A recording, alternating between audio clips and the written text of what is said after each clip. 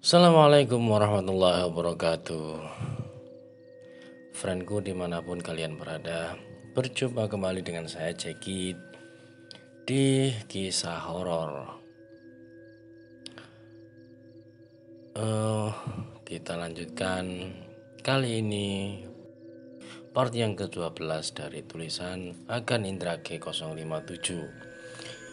Kalau kalian ingin membaca cerita dari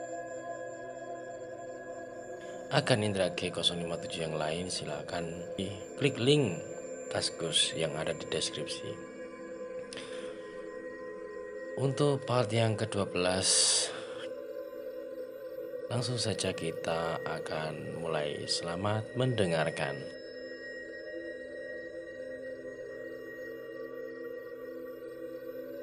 Malam itu desa Kedung Jati nampak seperti desa mati. Gerimis yang mengguyur sejak selepas maghrib tadi hingga tengah malam tak kunjung reda juga, membuat orang-orang lebih memilih untuk meringkuk di balik selimut di atas tempat tidur. Begitu juga dengan orang-orang yang mendapat tugas ronda malam itu. Tak ada niat untuk berkeliling kampung, meski itu sudah menjadi kewajiban mereka. Siapa juga yang mau nekat berbuat jahat di tengah hujan gerimis dan cuaca dingin seperti ini? Begitu pikir mereka. Sebuah pemikiran yang salah, karena di saat para peronda itu asyik bermain kaplek di pos ronda, di saat itu juga di sudut kampung, nampak jendela rumah salah seorang penduduk terbuka pelan, lalu disusul dengan sesosok bayangan hitam melompat keluar dari dalam rumah. Nyaris tanpa suara, sosok bayangan hitam itu menutup kembali jendela rumah itu, lalu mengendap-endap menjauh untuk kemudian sosoknya lenyap di balik semak-semak kebun. Tak seorang pun yang menyadari kehadiran sosok itu yang terus mengendap-endap menjauhi desa, melalui ladang-ladang yang gelap dan pematang sawah yang licin tersiram hujan. Sesekali ia memperhatikan situasi di sekelilingnya, memastikan keadaan aman dan tak ada orang yang memergoki aksinya. Ya, sosok itu adalah maling alias pencuri yang akhir-akhir ini membuat resah warga. Dan suasana hujan gerimis malam itu justru menguntungkan dirinya. Mereka harus menahan dingin dan pakaian yang basah terkena hujan. Namun aksinya malam itu berjalan dengan mulus.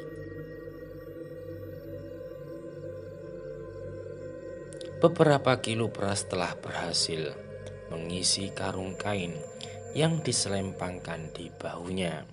Juga beberapa potong pakaian yang masih lumayan bagus, dan yang paling menggembirakan, saat mengacak-acak lemari pakaian tanpa sengaja, ia juga menemukan 2 buah gelang emas. Benar-benar beruntung malam itu.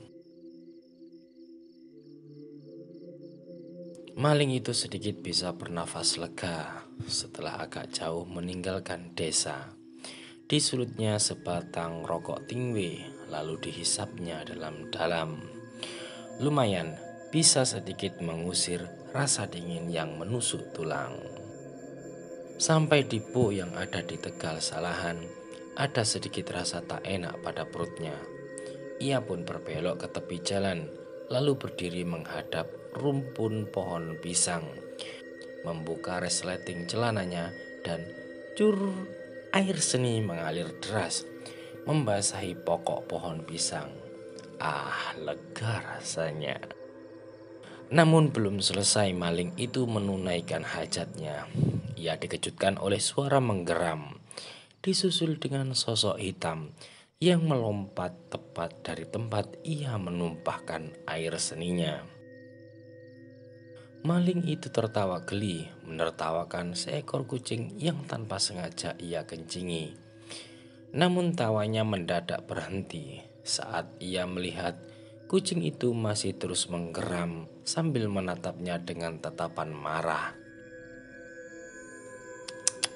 Pus, pus, "Hus, jangan marah ya, tak sengaja aku kencingi kamu," gumam maling itu sambil menaikkan resleting celananya, lalu melangkah berbalik, meninggalkan sang kucing yang masih menggeram-geram dan menatapnya dengan tajam.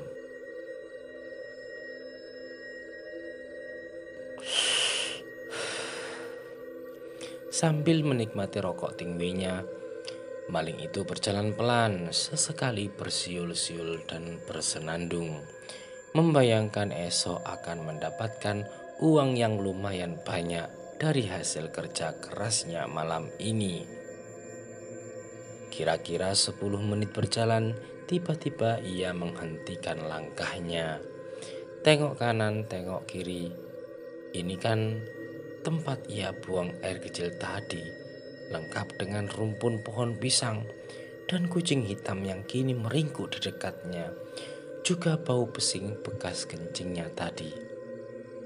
Maling itu mengucek-ucek matanya, tapi apa yang ia lihat tetap sama, tak berubah sedikit pun. Rumpun pohon pisang dan kucing hitam, lengkap dengan sedikit bau pesing yang menusuk indera penciumannya. Ini mustahil, pikir maling itu. Ia pun kembali berjalan meninggalkan tempat itu, melangkah pelan-pelan sambil memperhatikan sekelilingnya, takut salah jalan lagi. Namun setelah sekian menit ia berjalan, lagi-lagi ia sampai di tempat itu, di bawah rumpun pohon pisang dan kucing hitam yang meringkuk di dekatnya, lengkap dengan bau pesing bekas kencingnya. Maling itu bergidik ngeri, rasa takut mulai menjalar dalam hatinya. Bergegas ia meninggalkan tempat itu, kali ini dengan langkah yang sedikit cepat, sambil terus mengawasi sekeliling. Namun lagi-lagi, setelah sekian menit berjalan, tanpa sadar ia kembali ke tempat semula. Rumpun pohon pisang lengkap dengan kucing hitam dan bau pesing bekas kencingnya. Anjuk, umpat maling itu sambil kembali meninggalkan lokasi itu. Kali ini dengan setengah berlari, namun lagi-lagi pelariannya membawanya ke tempat yang sama. Rumpun pohon pisang, kucing hitam, dan bau pesing bekas kencingnya. Lagi-lagi ia berlari, dan lagi-lagi ia harus kembali ke tempat semula. Berlari lagi, kembali lagi, berlari lagi, dan lagi-lagi harus kembali ke tempat semula.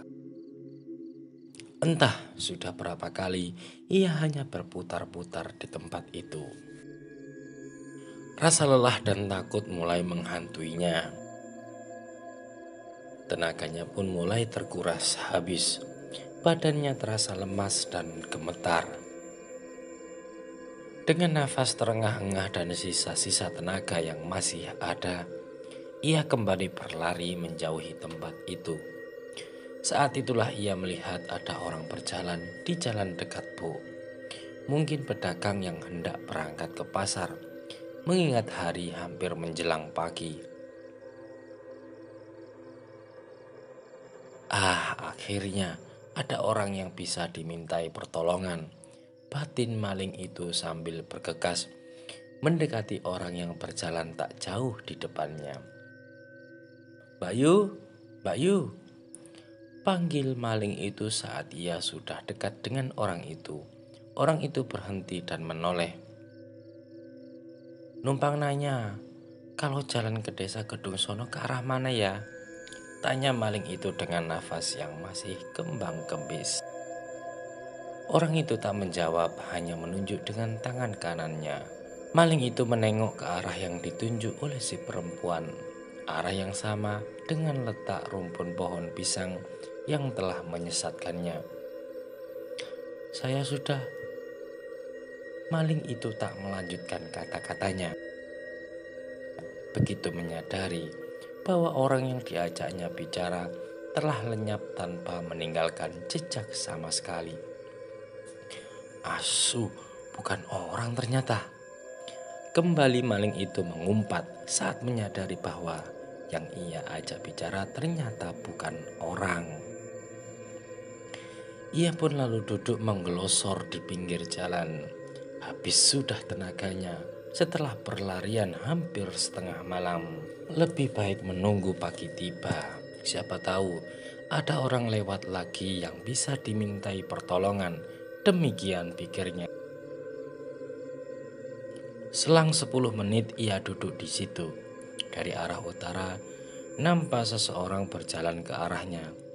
Maling itu memicingkan matanya, memastikan apakah itu benar-benar orang atau bukan. Semakin dekat semakin jelas, sosok itu nampak mengenakan caping di kepalanya dan memikul pacul di pundaknya. Mungkin memang sudah hampir pagi, sudah ada orang berangkat ke sawah, pikir maling itu sambil berdiri dan menyongsong orang itu. "Pak De, mau ke sawah ya?" tanya maling itu berbahasa basi. Orang itu mengangguk, wajahnya tak begitu nampak jelas karena tertutup oleh caping. "Pak De tahu nggak jalan yang ke arah desa Kedung Sono? Saya mau ke sana tapi nyasar Pak De, nggak tahu jalan," tanya maling itu. Orang itu tak menjawab, hanya menggeleng, nampak dari capingnya yang bergerak ke kiri dan ke kanan. "Masa nggak tahu sih Pak De? Pak De warga sini kan?" tanya maling itu. "Gimana saya tahu jalan? Kalau kepala saja saya ndak punya."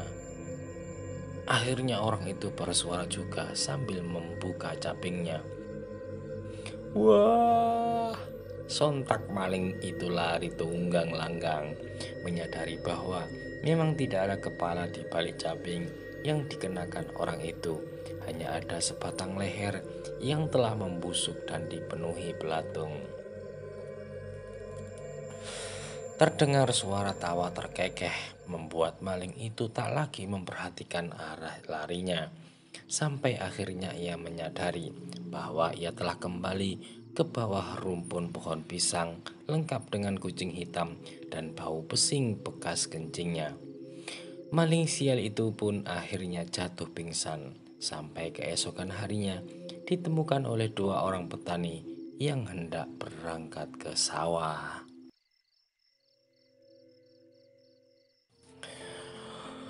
Terima kasih sudah mendengarkan.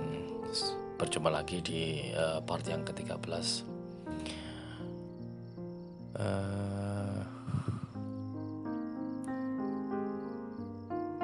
Demikian. Selamat malam, selamat tidur. Semoga kalian tidak mimpi buruk. Assalamualaikum warahmatullahi wabarakatuh.